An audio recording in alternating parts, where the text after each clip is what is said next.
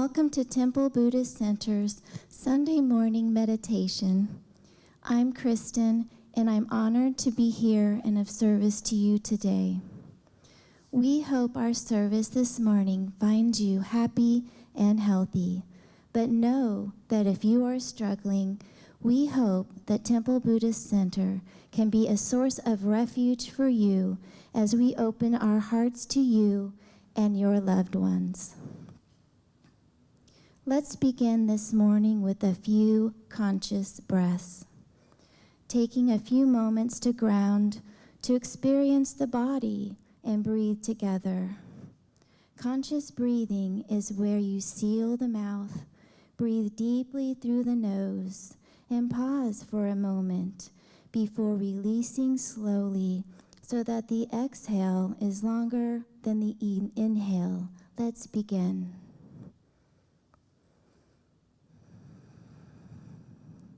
Breathing in, pausing just a moment, feeling the fullness of the lungs, releasing slowly, and as you release, checking in with the body, just being aware of what is present and alive in your body right now.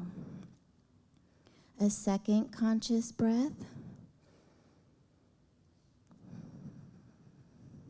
Pausing just a moment, ventilating this precious human form, then releasing slowly. As you release, see if you can release any worry and concerns from the week, the energy of going and doing, striving and accomplishing. Just allow yourself a few moments to cultivate the energy of being, not doing. A third conscious breath together.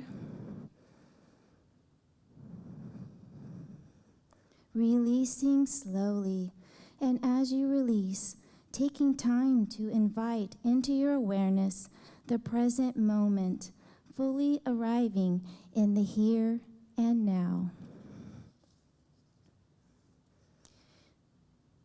Here at Temple Buddhist Center, we like to begin services with a chant. Chanting is an integral part of every tradition. It's not about being a singer. It's about having a voice and our energies rising together. Victor will lead us in our chant this morning. Thank you, Victor. Thank you, Kristen. So our chant this morning is Namo Amitabha Hamsa, Hamsa. In the Sanskrit tradition, Namo Amitabha, Namo meaning name, Amitabha is the Buddha of limitless light. Limitless light. It is akin to when you hear the term namaste, the light in me sees the light in you. It is akin to that. And so Hamsa in Sanskrit simply means I am that. I am the Buddha of limitless light. So let's take a conscious breath together. And let's begin. Namo Amitabha Hamsa Hamsa. Namo Amitabha Hamsa Hamsa. Namo Amitabha Hamsa Hamsa. Namo Amitabha Hamsa Hamsa. Namo Amitabha Hamsa Hamsa. Namo Amitabha Hamsa Hamsa. Namo Amitabha Hamsa Hamsa. Namo Amitabha Hamsa Hamsa. With a smile. Namo Amitabha Hamsa Hamsa. Namo Amitabha Hamsa Hamsa. Once more. Namo Amitabha Hamsa Hamsa.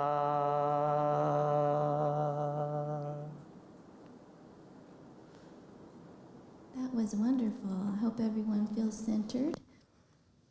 Here at TBC, we practice Western Buddhism, a blend of Eastern philosophy and Western psychology. This new and exciting form of spirituality is dynamic, inclusive, active, and focuses on core Buddhist insights, mindfulness, meditation, and their practical application in our daily life. Our goal here isn't to get everyone to agree on one lineage or philosophy. Rather, it's on cultivating shared experience of mindfulness, oneness, and love. Whether we are chanting, meditating, or sharing from the heart, we respect that you'll participate only at the level that is comfortable for you. We take refuge in the three jewels and acknowledge these core values as expressions of the awakened mind: the Buddha, the Dharma, and the Sangha. We value awareness of our own Buddha nature, as well as the Buddha nature of all beings, allowing a new perspective on this and every precious moment. The second jewel is the Dharma, the truth teachings that release us from fear and delusion and help us to realize the true nature of who we are. And the Sangha, all of us here, and even online today, the community, the essential part of growth where we practice the teachings together and support each other on every step of the path. Please, let's take a moment to silence any electronic devices and prepare for a meditative environment. Let's prepare for the prayer of refuge. We'll recite this together 3 times. In Buddha, Dharma, and Sangha, we go for refuge until fully awakened through the power of generosity, ethics, patience, enthusiastic effort, concentration, and wisdom. For the sake of all beings, may we realize and demonstrate our innate goodness. In Buddha, Dharma, and Sangha, we go for refuge until fully awakened through the power of generosity, ethics, patience, enthusiastic effort, concentration, and wisdom. For the sake of all beings, may we realize and demonstrate our innate goodness. In Buddha, Dharma, and Sangha, we go for refuge until fully awakened through the power of generosity, ethics, patience, enthusiastic effort, concentration, and wisdom. For the sake of all beings, may we realize and demonstrate our innate goodness.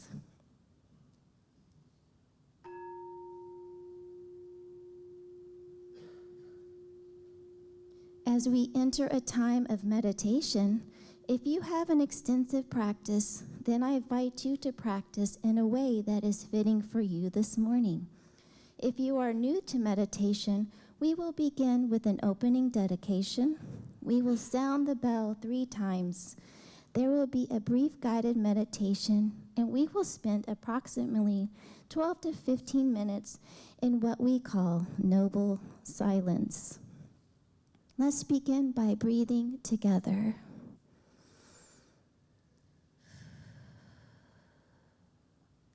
Body, speech, and mind, in perfect oneness, I send my heart with the sound of the bell.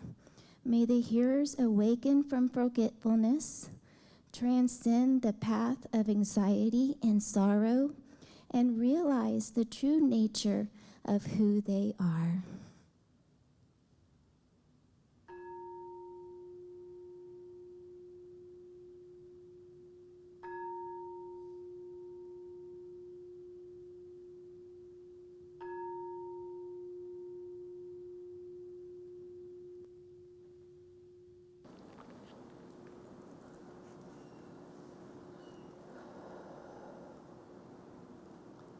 And as the sound of the bell recedes, showing us the way to stillness,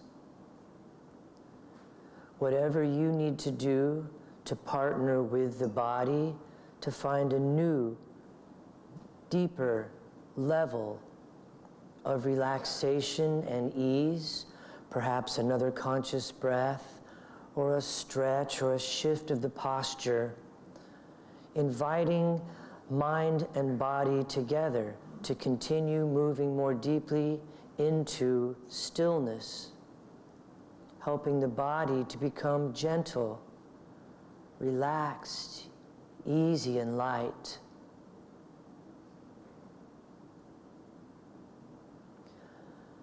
And as the breath settles into its natural flow, its natural rhythm,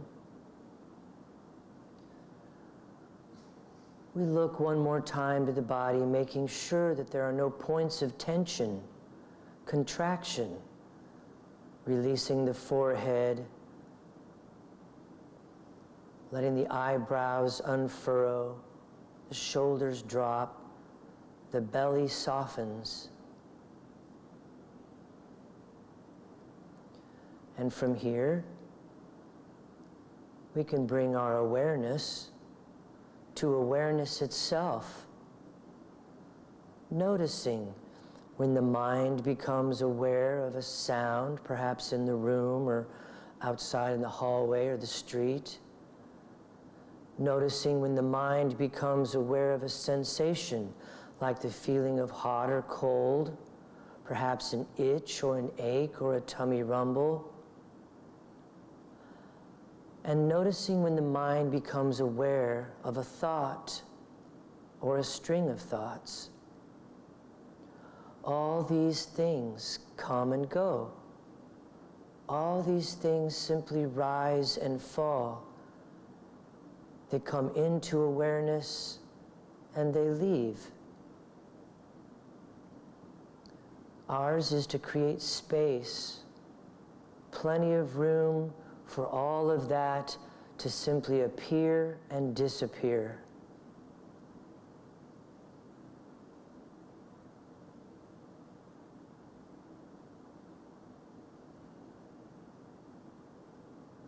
And from here, we can begin to move ever more deeply into the stillness itself.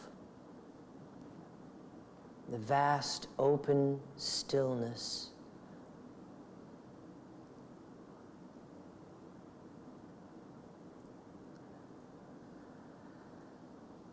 I close my eyes and I see clearly.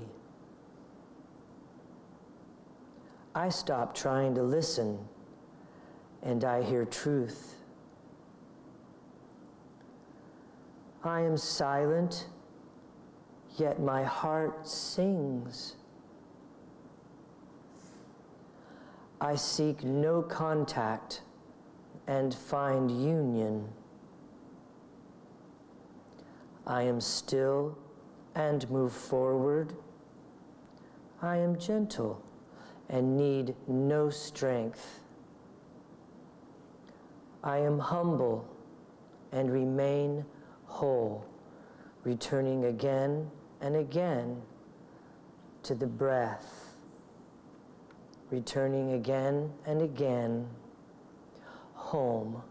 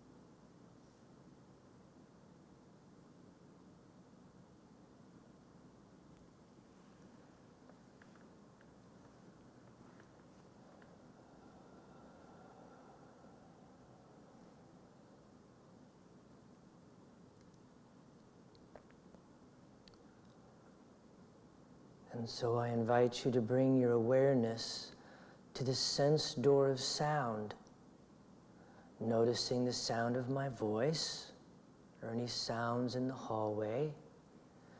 And as you become aware of the sense door of sound, at the same time, can you keep 5% of your awareness on the still silence within? That silence that is not dependent on external conditions and is always with us.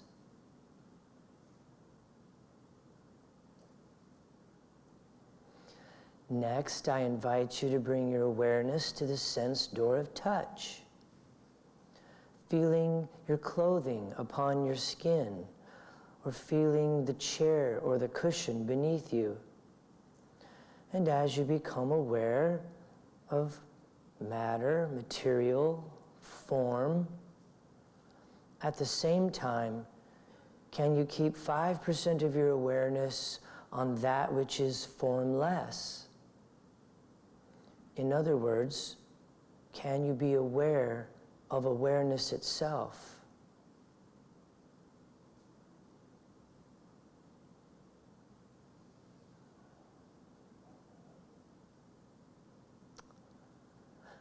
Next, I invite you to bring your awareness to the sense door of sight as you slowly begin to open your eyes, not looking around or focusing hard on anything, just letting in a little bit of light, letting the objects come to you. And as you become aware of walls and chairs and bodies, things, as you become aware of these, at the same time, can you be aware of the space around them? Aware of the space in this room, around the building, the space around our planet. Can you sense that?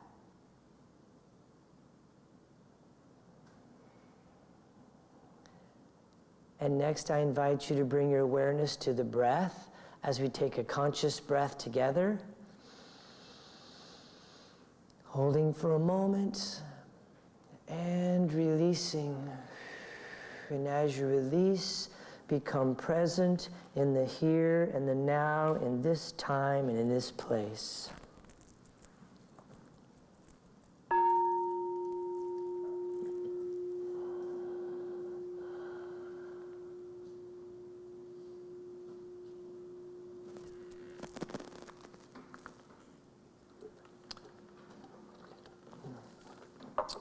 Thank you, Kristen. Good morning, everybody.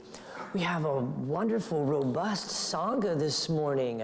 I think the word is getting out that we offer crumble cookies after the service. Also, I want to welcome the many students. This is the time of the year when all of the college's world religions classes are sending out their students to learn about all the different kinds of traditions in the area. So if you're one of those students joining us, I know we have a few, welcome. So glad that you are here. So today's talk, the pursuit of happiness. In Western culture, we are taught that the way to achieve happiness is to change our external environment to fit our wishes. Then I will be happy. As long as the world cooperates with what I want it to do, then all will be well. Although many of us have discovered this strategy doesn't actually work on a day-to-day, average, everyday basis. Pleasure and pain, gain and loss, praise and blame, they still show up no matter how hard we try to manipulate the world. Those things still come. No matter how hard we try to have only pleasure, gain, and praise, the others show up or those don't show up. So Buddhism offers a different approach to happiness. Buddhism teaches that states of consciousness are far more crucial than outer circumstances themselves. Interesting idea. That states of consciousness offer or are far more crucial than the outer circumstances themselves. In other words, more than anything else, the way we experience life is created by the particular states of mind that meet it. So today's talk invites us to examine these states of mind, bring awareness to their feeling nature, and to consciously engage life. To consciously engage life. So the happiness we feel when we get something that we've always wanted typically lasts, as scientists are discovering, somewhere between 2 to 4 days. So we get that new car, and oh boy, for 2 or 3 or 4 days, it's just everything, right? The whole world has got to stand up and take notice. But then there's a scratch, or we start seeing the neighbor's new car, and we're like, oh. And so all of a sudden, the shine starts to just diminish ever so little bit. And bliss states in meditation are similar. So whether these arise as physical or emotional bliss through extended times in meditation, bliss of infinite space, whatever the practice is that has given you some sort of a state, it is like this amazing thing that sometimes we try to then get back to. And we spend all of our time trying to get back to that, or the next car, or the next job, or the next boyfriend or girlfriend, or the next TV show, or the next book, or the next retreat. The list is endless and goes on and on. One of my teachers used to say that the blessing is getting exactly what you want. The curse is getting exactly what you want. So the quest for happiness is really, in a way, a continuation of the traditional view of spiritual practice, a way to transcend the difficulties of the human condition. Whatever name you want to put on it, heaven, nirvana, they all hold the promise of bliss, of purification, of union with an ultimate reality, so to speak. And, of course, modern culture, especially here in the West, has capitalized on this and has created a never-ending stream of channels, meditations, gurus, apps, retreats, methods, techniques, which by themselves are not good, bad, right, or wrong. However, having so many choices, this deluge of options for awakening, it tends to feed into the allure of the pursuit. So having all these choices feeds into the allure of the pursuit. In other words, we become addicted to seeking. Even the whole concept of this idea, the pursuit of happiness, implies we're not happy right now. And then we feed into that because, oh, this next thing will make me happy. Oh, this next thing, this next thing. So the trap is that we become addicted to seeking. The great teacher Genpo Roshi uses voice dialogue therapy to guide yogis to see how when they are identified with the seeker, they can only seek. He asks the question, so what happens when you find? Just keep seeking, because that's what seekers do. They seek. Doesn't matter if they find it or not. Gotta keep going. Gotta keep going. The next thing.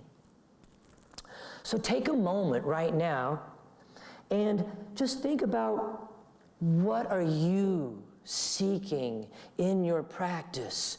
What brings you to the Buddhist practice of meditation and mindfulness?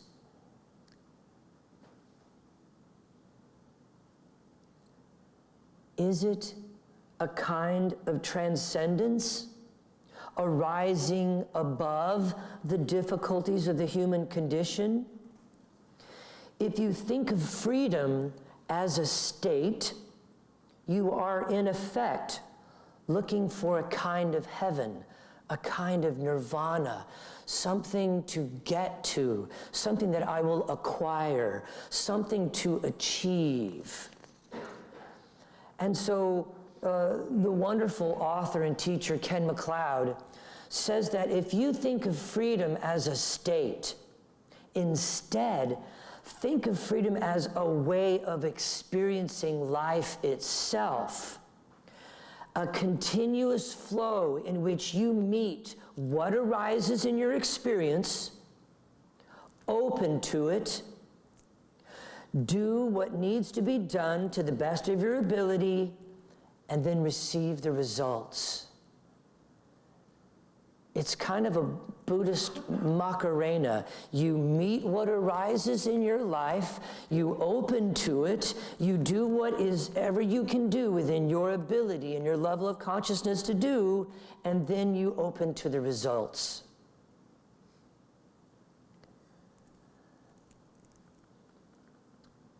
You become, as you practice in this way, you become identified with this constant exercise of everything you know and understand. It is the way you engage in life. It is not something that sets you apart from life. So we begin to stop the chase. We stop looking. We stop seeking. And we are simply open to what arises in this moment.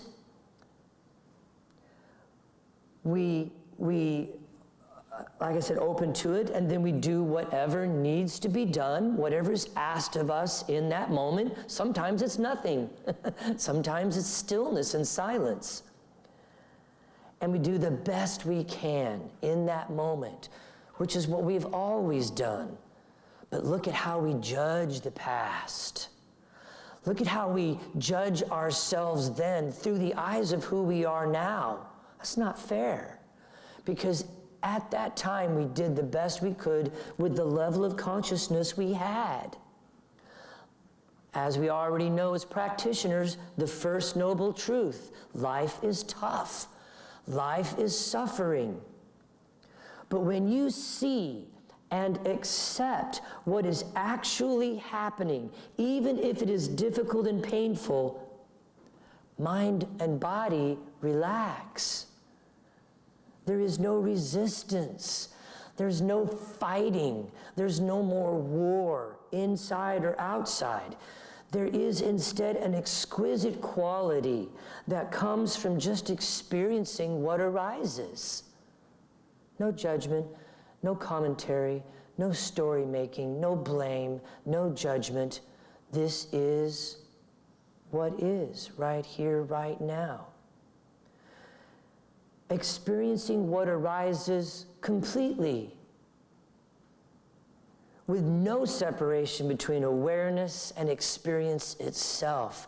It is what we call in the Buddhist practice bare attention. Bare, free of the overlay of thought. This freedom that I am pointing at, You are free from the projections of thought, the overlay of judgment and preferences. The great teacher, in fact, the third Zen patriarch, Song Sunim, said that the great way is not difficult for those who have no preferences. When love and hate are absent, everything becomes clear and undisguised. But make the slightest distinction, and heaven and hell are set infinitely apart. So when we meet what arises in this moment and embrace it completely, because this is what's here. Delusion is all the shoulds and shouldn'ts. Well, it should be this way, or this shouldn't be happening. That's delusion. That's embracing what is not real. The mind sets up this ideal of the way it should be and then bounces everything off that. It's complete delusion. Embrace what's here and what's now. Sometimes it's painful and sometimes it's difficult.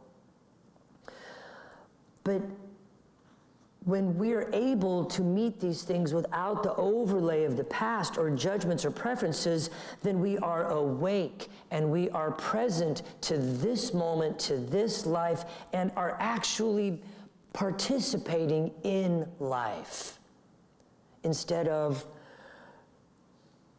all of the ideas about what things should be, our manipulations of how to fix this, how to change that. If only the world would participate in my idea of what it should be, spending all that time in delusion. Instead, just meeting this moment, real, awake, present, meeting it completely. And in that, there is a kind of happiness that we get in the moment from it's different than that mocha frappuccino or that crumble cookie that gives us that momentary happiness. This is a happiness that is completely different. Reactions still arise, but they simply come and go on their own.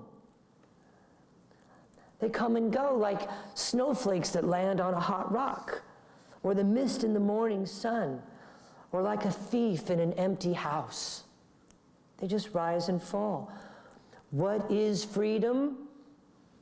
It is nothing more and nothing less than life lived awake, not caught up in the incessant parade of thoughts, ideas, preferences, judgments, delusions. It's bare attention, being present with what is. I meet it, I open to it, I do what is called upon me in that moment to the best of my ability, and then I am present with the results. When you say to yourself, I want to be happy, you are telling yourself that you are not happy. And you start looking for something outside of you that will make you happy. And the harder you try to be happy, the more you reinforce that belief that you are not happy. And you can try to ignore it, but the belief is still there. If you were to let go of the pursuit of happiness, what would you do? To perhaps put it a little bit more dramatically, suppose you were told by someone that no matter what you do, you can never be happy, never. What would you do with your life? You might pay more attention to other people. You might accept them just as they are, instead of looking for ways to get them to conform to your idea of how they should be. You might start relating to life itself rather than looking at what you can get out of it. How can I profit from this situation? How can I manipulate this experience for my benefit? You might be more willing to engage with what life brings you, with all of its ups and downs, rather than always wanting it to be different than the way it is. I had to laugh because many of you know Michael, a member of our Sangha. He and I went to lunch the other day at Potbelly. And the moment we walked in, it was very cold in there. And we instantly set about trying to figure out why it was so cold, how to change the cold. So we started complaining to people, and she said, well, the air conditioner's broke, and it's broke on. Oh. And then we went to our table, and the table had some crumbs and stuff on it, so we instantly set about trying to clean the table off, getting it all clean. And the chairs weren't wobbly, so we found some different chairs, and I just broke out laughing, watching how we were desperately trying to manipulate the world to fit what we needed it to be. And again, it's not that you don't clean the table, but it's important to be aware that you are doing this instead of that constant reactivity to the world outside, because that cultivates reactivity. The more time you spend reacting, trying to change the world, the more that's what you cultivate. It's like the more you pursue happiness, the more you reaffirm that you're not happy. It's all the same kind of a thing. And so this is all where the practice of taking and sending comes from. Taking in what we do not want and giving away what it is we want. Take in what is unpleasant and give away what is pleasant to us. Take in pain, give away joy. How often have we heard from all the many traditions that it is in the giving that we receive? And so this is a fascinating practice in the Buddhist tradition of taking and sending. It is also known by the word Tonglen. Tonglen. And it is an amazing practice. Tonglen awakens, this comes from Pema Chodron, Tonglen awakens our compassion and introduces us to a far bigger view of reality.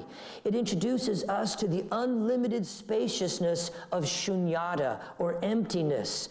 By doing the practice, we begin to connect with the open dimension of our being that simply allows all things to come and go, rise and fall, appear and disappear.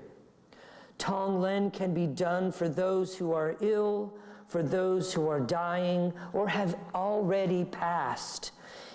Tonglen can be done for those who are in pain of any kind. It can be done as a formal meditation practice or right on the spot in this moment.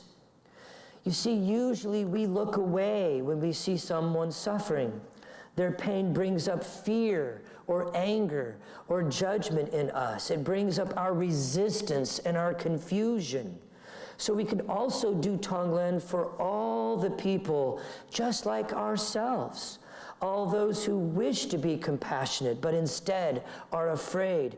Those who wish to be brave but instead are cowardly. Those who, rather than beating themselves up or beating ourselves up, we can use our personal struggle as a stepping stone to understanding what people are up against all over the world, breathing for us and breathing out for all of us.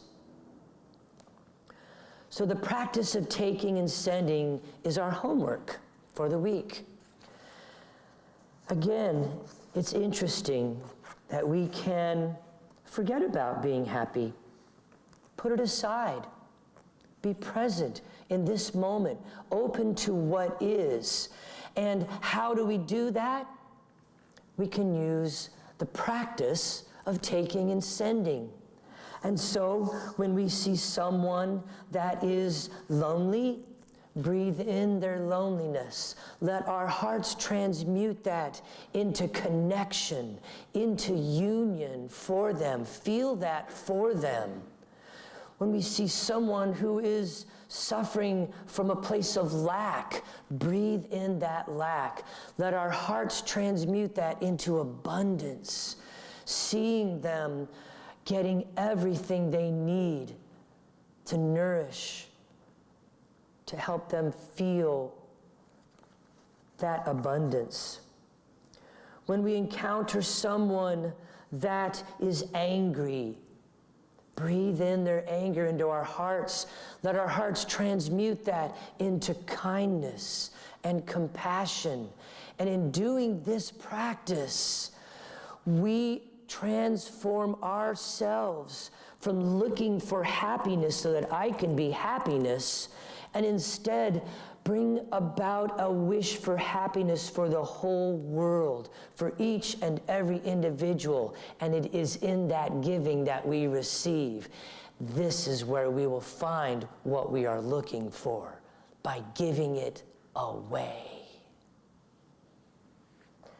So I have provided out on the counter a practice of Tonglen. This is the formal practice of Tonglen, which is done in 4 stages. So I provided that for you.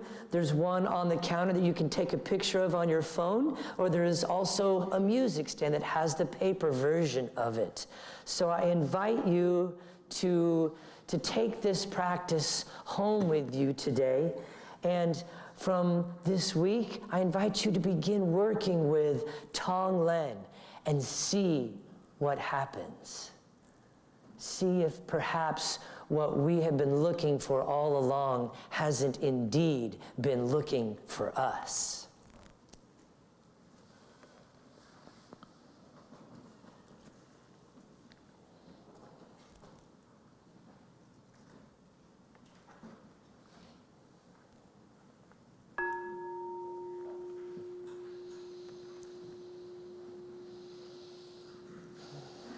Let's take a moment to embody the teachings before we move into our loving kindness meditation.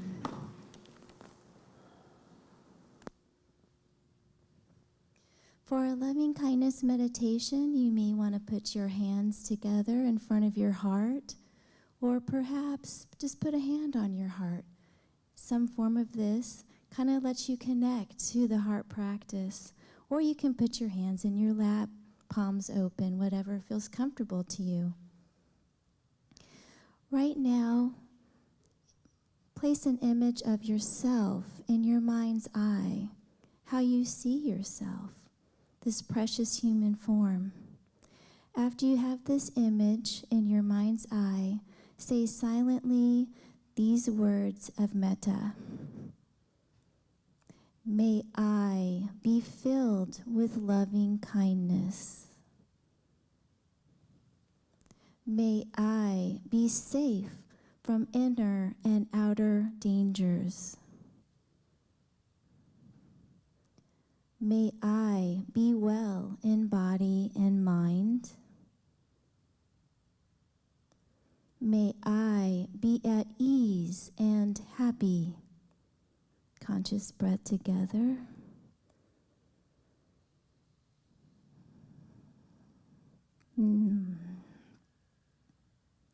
Next, bring an image of a friend of yours, someone who fills you with acceptance and peace that you share time with, that's easygoing for you. Once you have this image in your mind's eye, send these words of metta internally to them. May you be filled with loving kindness. May you be safe from inner and outer dangers. May you be well in body and mind.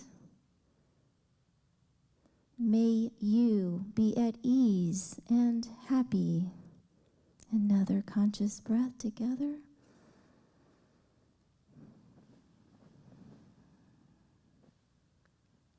Next, bring to mind the image of a difficult person. Could be a coworker, a boss, someone that you've recently met, a political figure. Once you have them in your mind's eye, send to them these words of metta. May you be filled with loving kindness.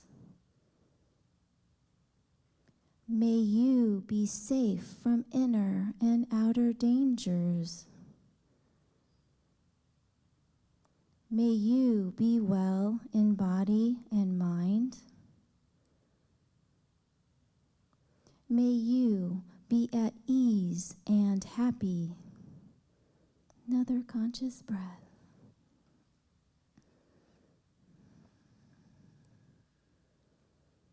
Next, bring to mind the image of the world with all the plants, animals of the land, the sky, the sea, even the insects and all beings, including yourself. Once you have this image in your mind's eye, send metta to us all. May we be filled with loving kindness. May we be safe from inner and outer dangers. May we be well in body and mind. May we be at ease and happy. Another conscious breath, opening our hearts to everyone.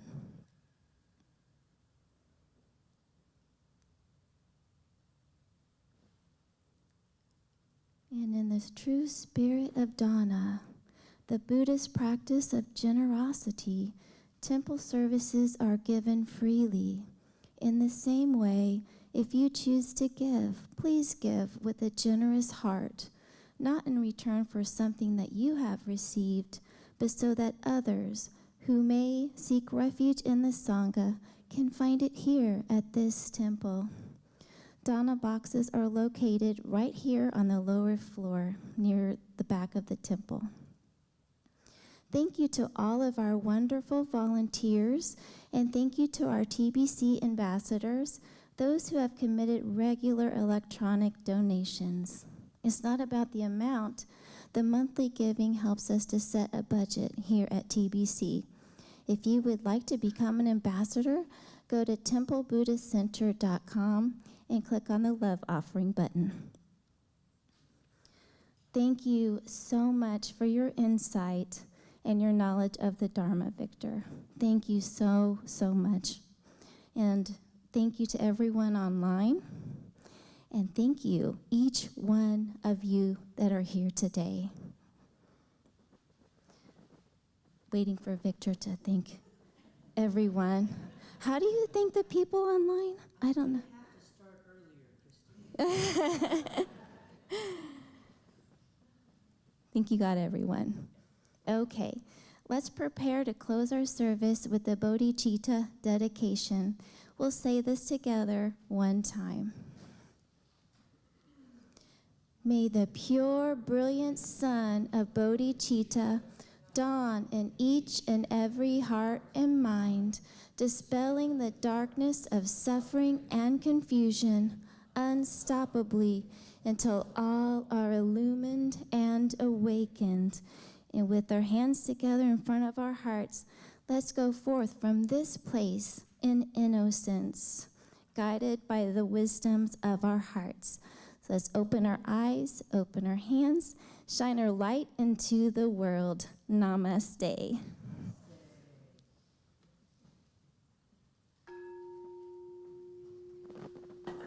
Thank you so much, everyone. If you have just a moment, I have a few announcements. Of course, don't forget the post-service discussion group, which happens just right next door to out the meditation hall to the left. And there's also coffee and crumble cookies downstairs. Don't forget our lending library. I found out this morning that we had a new infusion of some delightful books on the Dharma and meditation, the practice. So stop by and check that out. Also, we have a full moon meditation. We're going to build a flower mandala, and we'll do some chanting. And that's coming up November 6th. That is, I believe they call that the beaver moon, is a full moon on that day. And it is from 3 o'clock to 5 o'clock. So we're doing it a little bit early so that everybody can get home in time for dinner and the Chiefs game. And so, not me, of course, I'll be here meditating. Also, Matt, you've got this great thing coming up on the 20th, which I think, is that this? No, it's a Thursday next week, yeah. Tell them a little bit about what that is real fast, if you don't mind. I mentioned it last week. I'll just, for people who weren't here, it's a group called the Center for Conflict Resolution. They're just a local nonprofit organization that provides restorative justice and service facilitation and training for individuals and organizations. They're having a free breakfast in about a week, and if you want, you can sign up and learn more about it. I'll send you an email. It's a really cool group. They use a lot of mindfulness techniques to integrate into systems in the community and stuff. Great. Thank you, Matt. That's awesome. And then, of course, our Temple Buddhist Center day-long retreat is coming up. Registration is available now online.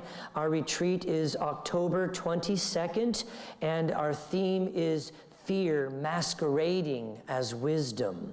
So we're going to be talking about that with my special guest, Jenny Han. Some of you are familiar with her. And then, as always, don't forget, today is Second Sunday, which means meditation seminar. So at 1 p.m., from 1 to 2, I will be here answering questions along with other members of the Sangha, some who have extensive practices, answering questions to anyone and everyone who might be struggling with either their meditation practice, their mindfulness practice, or just Buddhist perspective on life situations. So that is meditation seminar, and that is from 1 to 2. Oops, I think I still have it as 101, but we changed it to seminar because it's not a basics. It's just to help with problems with meditation. And as always, just a little happy to see each and every one of you again, even when you look like that and when you look like this now. So either way, I'll put this up here to leave it there for you for Tai Chi Cha and all that stuff, and you can take a picture of it. Thank you, everyone, as you go into your day. Peace, blessings, and not only go Kansas City Chiefs, but go KC Current, our new soccer team, women's soccer team. Thank you, everyone.